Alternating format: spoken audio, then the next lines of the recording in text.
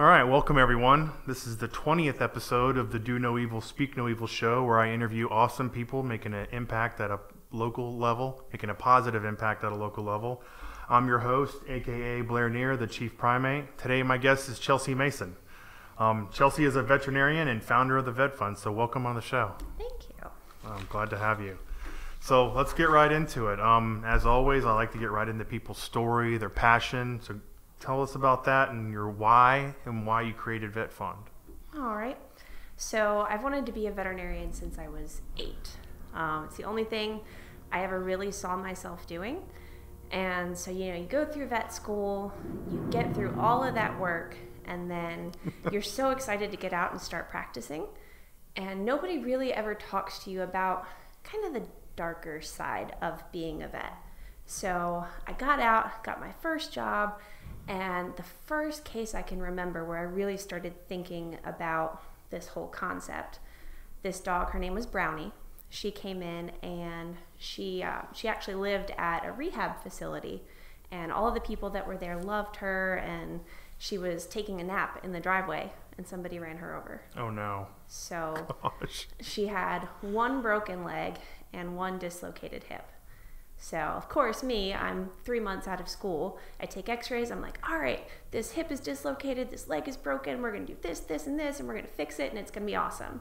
And the owners look at me, and they're like, we don't have $5,000 to spend on a dog. And that was the first time it really hit me. Like, oh, I could fix this, but now I can't. Mm-hmm. And of course, me being me, I called every single vet in town. Like, somebody has to be able to do this cheaper. Somebody has to be able to help with this. They wanted to put her down right then and there. They said, we just can't do it. We don't want her to suffer. We don't want her to be in pain. Can you just put her down? I said, give me 24 hours. I'm going to fix it. Okay. So I called everybody I could think of in town. We did finally find someone to do the surgeries cheaper for her.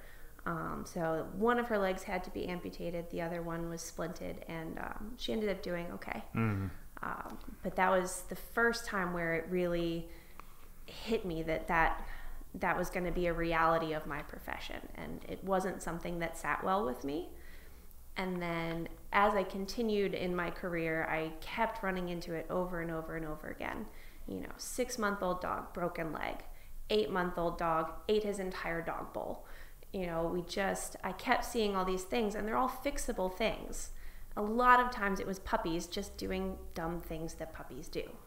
So, they're just being puppies. Unsupervised puppies. Right. They're just being puppies and, squirrel. So They run out in front of a car, and, it's fixable and it's treatable, but only if you have the funds to do it. So I got out of vet school in May of 2014. By about December, January 2015, I just had enough of it. I just couldn't keep seeing it happen over and over and over again. So I said, somebody's got to fix it. I guess that somebody's going to be me. Yeah. So I Googled how to start a nonprofit. I asked a few friends if they had any lawyers that did any pro bono work to help me get the paperwork together. I was, 25, 26 at the time. And so I had no idea how to start a nonprofit. Right. It's not easy. No, there's a lot of paperwork. Like, organizations you wouldn't even think would be involved with. Like, I had to register with the Department of Agriculture. Why? I don't know. But it took a couple months getting all the paperwork and everything together, sending everything to the IRS. And literally the day that I turned in our last piece of paperwork, I drove downtown, turned it into the office downtown, and drove right from there to the clinic to do our first case. Oh, wow. Which was the dog who ate his entire dog bowl. I guess that requires surgery. Yes. Yeah, that doesn't pass very well. Oh, jeez. So, veterinary medicine is your first passion, obviously, if you wanted to do it since you were a child. So talk a little bit about, that thought came across my mind too. Oh, I love dogs. is going to be a veteran, and they make tons of money. It's a very, very difficult regiment in school to get into, isn't it? I can't remember. There's like a very haunting statistic about either vets that try, or people that try to get through vet school or get accepted, something like that. Am I right on that? So it's harder to get into vet school than it is into med school, just because there are a lot fewer of them. I gotcha. There are only about 28, I think it's 29 now in the country, versus every state has multiple med schools. Right. So most of us, our med school was our backup plan. But yeah, you're referring to the other statistics about veterinarians? I know it's just something that makes it very difficult to actually get to the point where you say, I'm a veterinarian. Yeah, it's a lot of work. It's hard to get into the school, and then once you get there, it's, pretty much just studying 24/7. And so it takes a lot to get there. And then once you get out, you realize how little you actually know. So does that require like a residency program, much like a medical degree, or? Actually, no. There are a lot of vets who will do internships after they get out, just to get a little bit more experience, get their feet wet before they're kind of totally on their own. And then if you want to do a specialty, say you want to be a board certified surgeon or cardiologist or something like that, then it's a lot like med school, where you have to do an internship and multiple years of residency and take your boards and all that. All right. So tell us more about VetFund. I know that the vet part of it stands for Veterinary Emergency Treatment, and then fund. So tell us exactly how it works and what it does. So the great thing is that we're not really a brick and mortar location per se. Most of everything is done just over the internet, which is great because a lot of individual practices have their own, little compassionate care fund or something that they use within their practice to help people. But there's really not a whole lot of resources available for, if you don't have that at your clinic, then you're just kind of out of luck. So I wanted to create something where anybody in the area, right now we're doing roughly a 50-mile radius around Richmond. Okay. I wanted to create something where anyone in the area could use it, and they could still stay with a vet that they know and they trust, versus having to go to some specific clinic to have the care done. Because you also don't want to take, clients and patients away from the veterinarians. The goal is for everybody to kind of work together in the best interest of the pet. Mm-hmm. So I've let all of the clinics in the area know. They have flyers, talking about VetFund. And so when people need our help, they just submit an application online. We need proof of income and, proof of financial need, essentially, is what that is. And then a good idea of what's going on with the pet. Okay. So when I was first founding it, Fetch a Cure is another nonprofit that's really big in the area, and they do great work, and they focus mainly on cancer. Yeah, cancer in animals.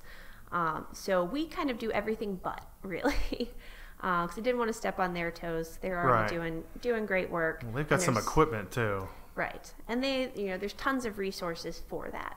So what I really wanted to focus on was young, otherwise healthy animals that just had this big hurdle that they needed to get over.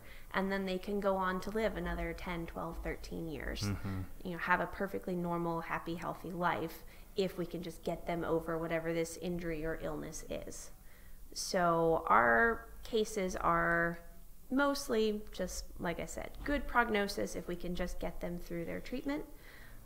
And then as far as the financial need aspect, it took us a while to dial that one in. So we're about 3 years in now. When I first started, I just kind of set the cutoff at the poverty level. So I'm like, all right, these people have proven that they need help. They're, already receiving assistance in other ways. This is an easy benchmark for me to say, okay, yes, you definitely qualify for help. Right. But there was a huge section of people that we were missing with that, and I couldn't figure out how to get to those people. You know, one of our favorite cases that we have helped over the years is Oliver. He's the sweetest dog, and you'll see him all over our Facebook page, and he's come to a bunch of our events. His family's wonderful, and his mom is a single mom. She's got 2 kids. She has a great job, and she was making pretty decent money, but Oliver's bill was over $4,000. So by our old standards, she would never have qualified for help because she had a good job. You know, she was doing all of the things that she was supposed to be doing. But when you throw a $4,000 bill at somebody for a dog, it's tough. It's a lot, and nobody just has that lying around. If you do, we should be friends. But most people just don't have that. Well, I mean, sitting there. When you start talking about thousands, I mean, the family pet is near and dear, and it would kill me to have to ever do that to any one of my dogs. But when the bill starts getting in the multiple thousands, it's one of those decisions you start thinking about. Like, this is probably not, I'm going to have to put this dog down or the cat down, especially when they're in their later years and they need, like an ACL surgery, which is several $1,000s. Right. Yeah. So, luckily what we did is we had established sort of a tiered income structure. So even if you're not at the poverty level, even if you have a decent income, if that bill makes up 10% of your income, which in her case it did, I mean, that's just not a feasible thing for a family. 10% of your income is huge. Yeah, for a year? Yeah. Wow. So it's a ton. So that's a huge hit, and most people just can't do it. So we started adding in that tiered income structure, which is now allowing us to help a lot more families that we weren't able to help before. And with Oliver, it was great because she called me that morning. She submitted her application online. Somehow her application got lost in the website. We had a glitch in the website. She's like, I swear I submitted it. I'm like, I don't see it. I don't know why. And I'm driving. I'm on the way to the office of actually our board president, treasurer, and our IT guy all were in the same office. So I was on their way to their office, and I'm calling the IT guy. I'm like, why can't I find this application? Where did it go? And he's like, I don't know. I'll find it by the time you get here. And I'm calling the ER that the dog is at. What's going on with this dog? What's the prognosis look like? Yeah. So I'm doing all of this in the car on my way to this office. And by the time I get there, they've found the application. I've already talked to the clinic that he was at, and he'd already been there for days. They'd already spent thousands of dollars. Her kids, they'd set aside a fund to take the kids to Disney World, and the kids were like, Mom, just spend the money on Oliver. We don't need to go to Disney World, right? Like, this is the most heartbreaking That's heartbreaking. Story. I mean, it was killing me the entire time. Like, this dog just turned a year old. He's her kid's favorite thing in the whole world. They gave up their trip to Disney World. I'm like, we have to help this dog. And she was just at her wit's end. And all he needed, he had a really bad infection in his lungs that was just, I mean, it was brutal. He had liters of pus in his lungs. Oh, God. And after all the money they'd already spent, the ER said, we need to put in a chest tube. We need this tube to drain out all of this stuff, and then, hopefully he'll be okay. Mm-hmm. And she's already spent everything she's got. She's like, I can't really deal with hopefully he'll be okay. But luckily we were able to get her the money. We sent her $600 to the clinic. They put in the chest tube, and as soon as that chest tube started draining everything out, he just started bouncing back and doing better. And nice. And so he is now happy and healthy. We have some pictures on the website of he graduated obedience school.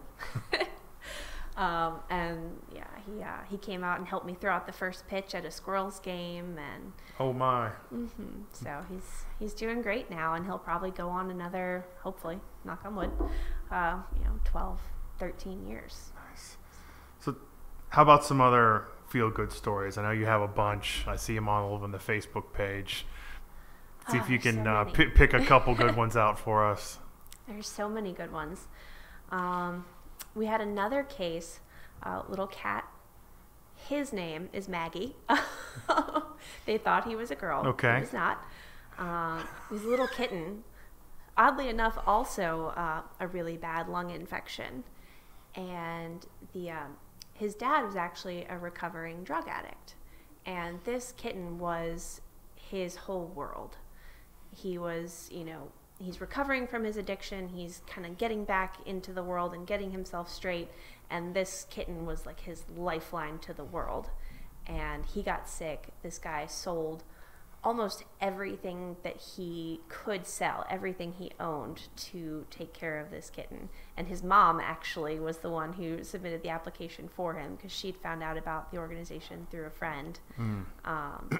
And we sent them, again, $600 for that one, got him through hospitalization. There's actually a really cute picture on the website of this Christmas. There's a bunch of like little, Santa Clauses and things around, and he's staring up at the Christmas tree all wide-eyed. Like cats love to do. Mm-hmm. So had another Christmas, and he and Dad are doing great. Nice. So, yeah. That's a nice. I mean, the end results are easy to get behind. Pets being saved, that's pretty important, especially when they have big importance in people's lives. Have you had any dealings with service dogs? Because I know that they're a very special kind of case, and they're very expensive when it comes to investing on an actual service animal for like anxiety or heart issues or stuff like that. Yeah, they definitely do get really expensive. We actually haven't had any of those yet. I think a lot of them are very well trained, so they're not as prone to, running out in front of cars. The type of stuff you're used to. Yeah, but we see things that, the animal didn't do anything wrong, and they just get sick. Like Oliver was attacked by a nest of ants. Technically he did eat Play-Doh as well, but so we. Who hasn't? Right. It's Play-Doh. So we haven't had any service animals in yet. We have had a couple, like I said, a lot of the animals have a huge importance either in someone's child's life. We did have a veteran recently who his dog was not really a service animal, but still, again, kind of that lifeline where you need that thing in your life that you take care of and that loves you unconditionally just to keep you, sane. I think we all need that a little bit. I've got 3 of them at home that keep me sane. So, all right. So let's talk about your big upcoming event, the gala. What's it called? What's the date? Give us all the juicy details. So it's called Unleash the Night. It's going to be May 4th from 7 to 10 at the Virginia Historical Society, or I think they changed the name to the Virginia Museum of History and Culture. But it's going to be a really fun event. We're going, since it's Cinco de Mayo weekend, we're going with more of a Latin theme to it. And it's going to be a lot of fun. We're going to have artists there doing live artwork that you can bid on. Working on some silent auction prizes. It should be a lot of fun. Tons of great wine. We are partnering with Septenary Winery, which is a new vineyard that's out in Charlottesville. Okay. They're making fantastic wines, really, really good stuff. And they've actually, from their family, they've donated $2,500 to the gala. Oh, nice. So they're being really big supporters. I'm really excited to have them out there. So yeah, tons of wine, tons of beer, lots of fun, and it's all going to help animals have better lives. So Mexican wrestler attire is okay? No, that'd be a negative. Well, you're just no fun. But it's going to be pretty casual. It's, cocktail attire, I would say, at best. Gotcha. So, just a fun night for everyone to come out and bid on some fun prizes and learn more about what we're doing. That's, I think, the biggest thing for all small organizations like we are, is just getting more exposure and having more people know about what we're doing and be like, oh, that's a really cool thing. I can get behind that. It might actually be a little warm by then. It certainly is not today. Yes. So talk about some of your other events. I know you do Santa photos. I think I saw some Halloween photos. We did do Halloween photos. Fetch a Cure had a mutt strut a couple of years ago that we did some Halloween photos for that. Okay. The pet photos with Santa we do every year, which is a lot of fun. Our board treasurer is Santa Claus. And there's a training facility called All Dog Adventures that they very generously donate their space every year. So we have Santa out there and get a bunch of pets and do some really cute photos. Brittany Rose Photography did our photos this year, and she donated all of her time, which was great. Nice. We usually do a golf tournament every year. That's still in the works right now. We haven't set a date for that. Some of the members of the board are pushing for a miniature golf tournament because none of them golf. So it's something we're looking into. And then we show up at pretty much most of the animal-related events around town. So all the different nonprofits do their own little events. There's Barktoberfest and the Bow Wow Luau and the Mutt Strut and all of those. So we usually will show up, have a table there and support those organizations too. What's the one out in Westchester? That was the, what was that called? We went to it. Yeah. I should know the name of it. I can't remember the name, but I saw you guys out there. Yeah. I can't remember the name right now either. Yeah. And Crystal Lowry was out there with Fetch a Cure. Anyhow. All right, so let's talk about these extreme sports I see you doing. You have some kind of checklist you're working on. Hopefully it's not you're not trying to make a bucket list for you to fly off a cliff or anything, but no, definitely trying not to die with them. But yeah, just working in all of the experiences. You know, I made the very poor decision of learning how to snowboard at 28 years old. It's much better if you learn when you're younger. Falling hurts a lot more when you're approaching 30. But so I learned how to snowboard last year. I got my scuba certification this year, and I'm going to go dive the Great Barrier Reef in March. While I'm in Australia, I'm taking surf lessons. Nice. So, yeah, and then I do some rock climbing here and there, indoor, because I don't trust myself not to die outside. And yeah, stay pretty active. It keeps me, not that I need anything else to keep me busy, but yeah, it's good to stay active. I started snowboarding about the same time. I can tell you that it's much worse at 46 and 47. Oh gosh, I don't even want to imagine. I think I'm just never going to do the East Coast again. I went out to the West Coast last year and did Salt Lake City. And night and day. Yes. Everyone there was like, oh, you learned on the East Coast? Why? Yeah. So yeah, I'm just never going to do the East Coast again, I think. There's some places that aren't too bad. It's not, is it Snowshoe in West Virginia? Mm-hmm. They get dumped on every now and then and actually have real snow. And it's like only like a 4-hour drive. So it's worth it as opposed to like Wintergreen or Massanutten where it's my brother pretty took me icy. to Snowshoe. He's kind of a jerk though, because he took me the weekend that it was negative 10 degrees. And said, see ya? Oh, he was there, but he's been doing it forever, so he didn't fall on all of the ice. Okay, so it was frozen? Yeah.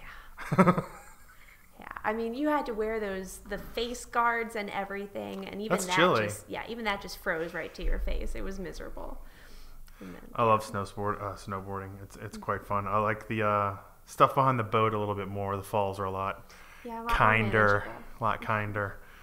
So have to see if you can surf behind the boat after you do your lessons. Oh gosh.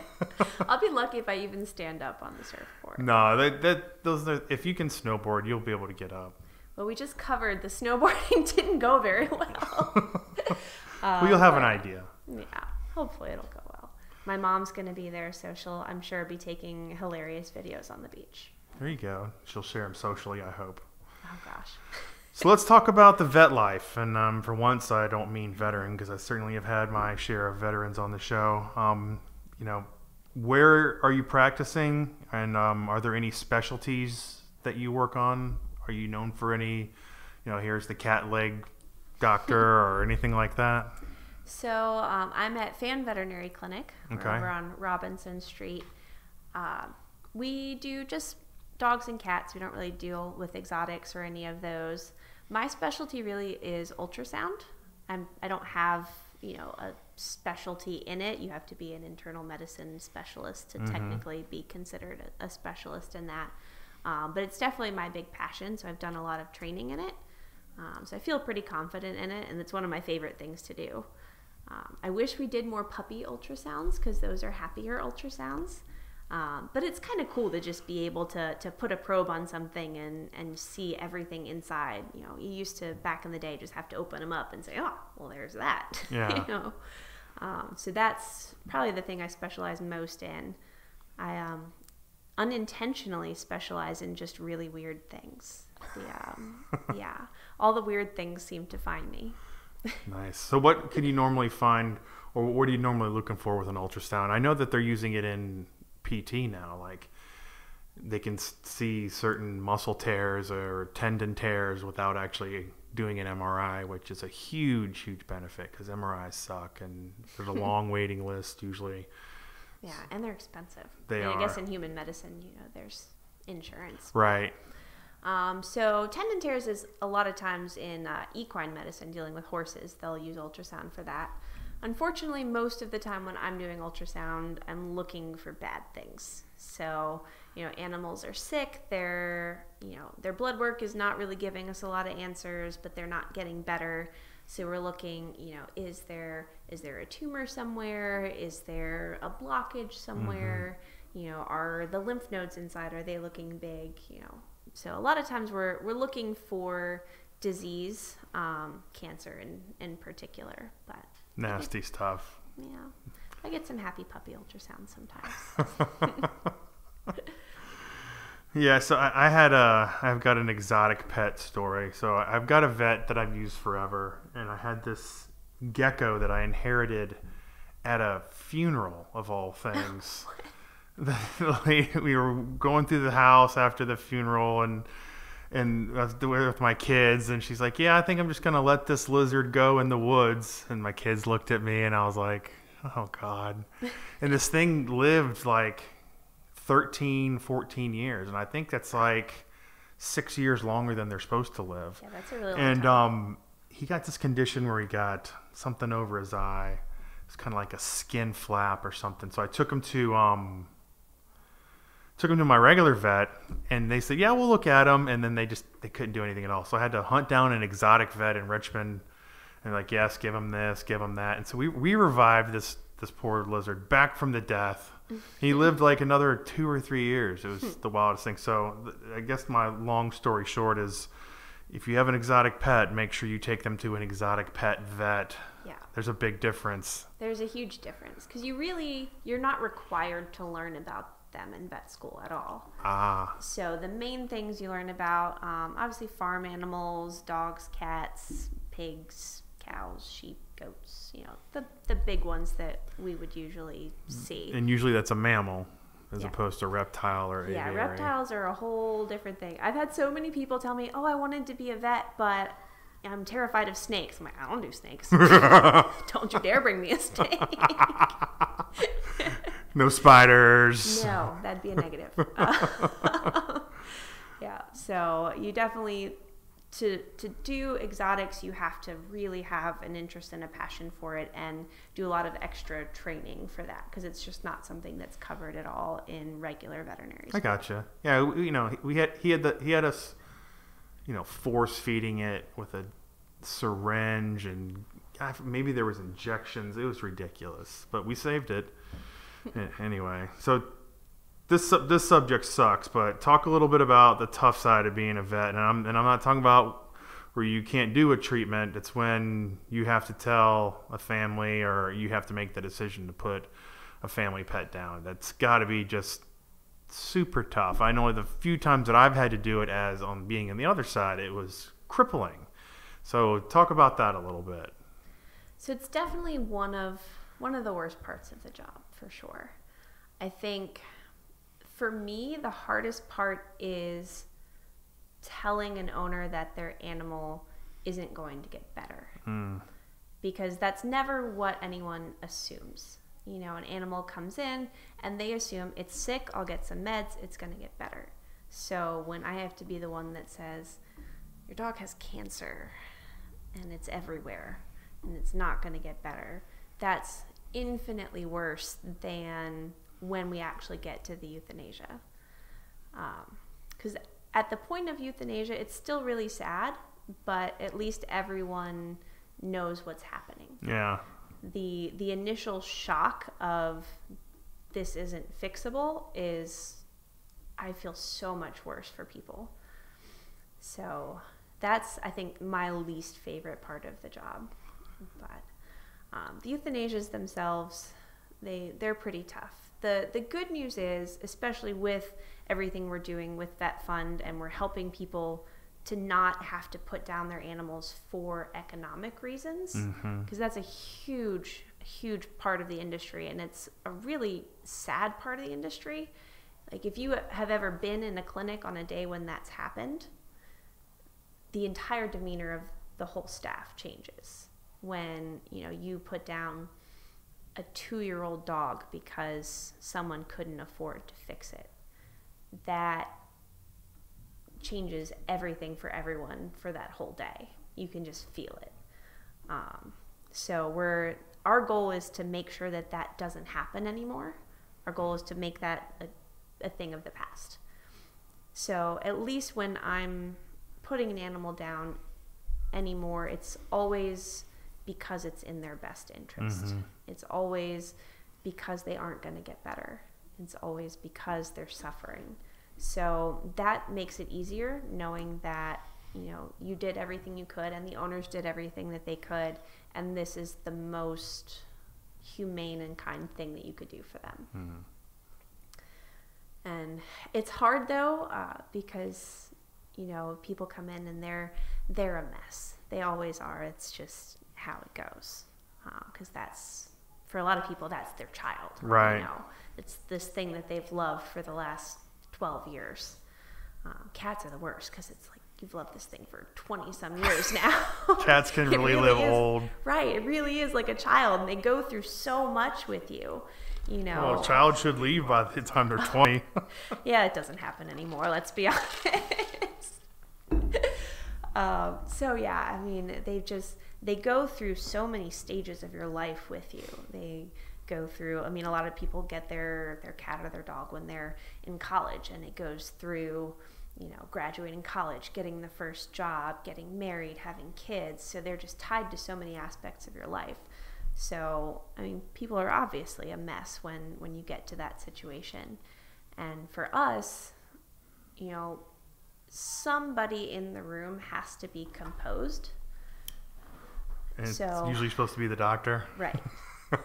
So that's, I think, one of the harder parts about euthanasias is that you can be just dying inside because it's a client that you love, it's an animal that you love, and you've been working with them for months or years or however long.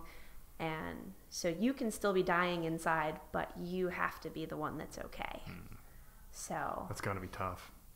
It is. I can only think of one time where I completely broke down in the room and I was not even in the actual process of the euthanasia yet, because I always kind of ease people into it, and I talk to them about how it's going to go, what's going to happen, you know, what the animal's going to feel, things that they may or may not do after the injection.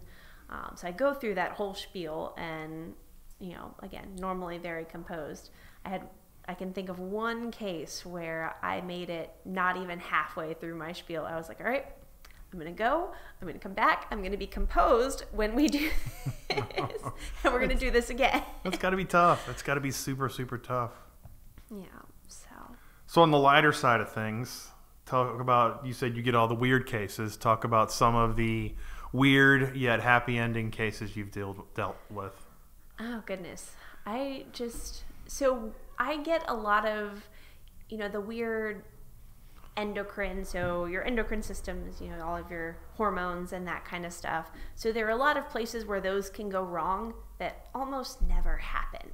It's like that random thing that they put in the book because it's going to happen once in your career, and I'll get like 5 in a year. Okay. I've always worked with vets that are substantially older than me. I think Dr. Taylor started my practice before I was born. pretty positive on that, or at least very close to when I was born. So I've always worked with vets that are substantially older than me, and just since I've been with Dr. Taylor, he's 67 now, at least probably 20 times he said, never seen that before. I'm like, what? You've been doing this for longer than I've been alive, and you've never seen this. So yeah, just really, I'm trying to think of some. I didn't mean to put you on ones. the spot. Oh no, it's totally fine. Just really weird things like that. Like I had a dog when I was in vet school that had 3 separate autoimmune diseases all at once. Luckily, they're all treated by prednisone, so it worked out fine. But that just doesn't happen. Having 3 separate autoimmune problems. That's got to be hard to diagnose too. Yeah, it was a little bit confusing for sure. That's wild. And with the ultrasound now, I find weird little tumors and things. Like, what the heck is that? So it's fun. Right on. So let's switch a little bit. I'm always the perpetual Synapse fanboy. Big believer in it. So you're one of the nonprofits tied to Synapse. You have a hub based around here. So talk a little bit about that relationship with Synapse and what it's done for you from the perspective of the nonprofit. So Synapse has been huge for us. I joined August of 2017. I think that's right. 2 Augusts ago. Yeah. And I just saw it randomly on Facebook. I saw that Fetch a Cure had a hub, and I was like, okay, what is this thing? So the first meeting I ever went to was a Habitat for Humanity meeting. And, Jane. Yes. And I just kind of got a feel for what the whole thing was about. And Jimmy Comer, of course, was there. And he was talking about the UNOS hub. He's like, oh yeah, we're having this hubba and we're doing this and we're doing that. And he was just so energetic about all of it and just seemed so involved with all of it. So I went up to him after the meeting. I was like, hey, I want a hub. How do I do this? And he actually was like, all right, well, let's go to lunch someday. Cause he didn't know anything about me. I didn't really know anything about him. We went to lunch at Boca Taco. And he's like, so what does your board think about this? I'm like, I don't have a board. It's like, oh, okay. So you don't got it. You don't have anything going on. So for the first year and a half, it was just me, running the whole show. Mm-hmm. So I met Jimmy, and he's like, all right, I'm going to help you. And he's now the president of the board. And every single board member that we have is a Synapse member. So between the two of us, we pulled together a bunch of different people that, have widely varying backgrounds and different skill sets. So we have... And that's good. Yeah, we have a graphic designer who does, all of our print stuff and, stuff for the website. We have an IT guy. We have a writer who does our blog posts. We have an event planner who, thank God, because during planning for this gala is going to be the death of me, I'm sure of it. But she keeps me in line. And, we've just pulled all of these people from so many different skill sets. So they're a great team to work with. And I would never have had that without Synapse. So it's been a really great organization for us. And it's actually allowed me to kind of help build up some other small organizations, because I know how hard it is being a small organization. All of the big guys, for us it's SPCA and Fetch, they'll go out and they'll make $100,000 in a night, and everybody knows about them. So it's hard to be the little guy and be like, hey, I'm here too. So now I'm actually working with the Richmond Wine Station. We're right across the street. So we're working on getting some more publicity for some of the smaller groups around town. Okay. So we have a group of 12 right now that they're going to do give back nights for them for about 2 weeks. So we've split the groups into groups of 3. So each group of 3 will be the sponsored charities for 2 weeks. They're going to give back, I believe it's 1.5% of sales every day and 10% of sales on Tuesdays. They're also going to be asking for donations at the door. They're having banners. The nonprofits don't have to pay for anything at all. They're having banners made to display in the store and actually on their window that faces out towards Broad Street. Nice. They're going to have little table placards that are going to have more information about the different groups. So, I mean, they're doing a lot of great stuff for these groups that, again, we don't have so much money goes into advertising and into just letting people know who you are.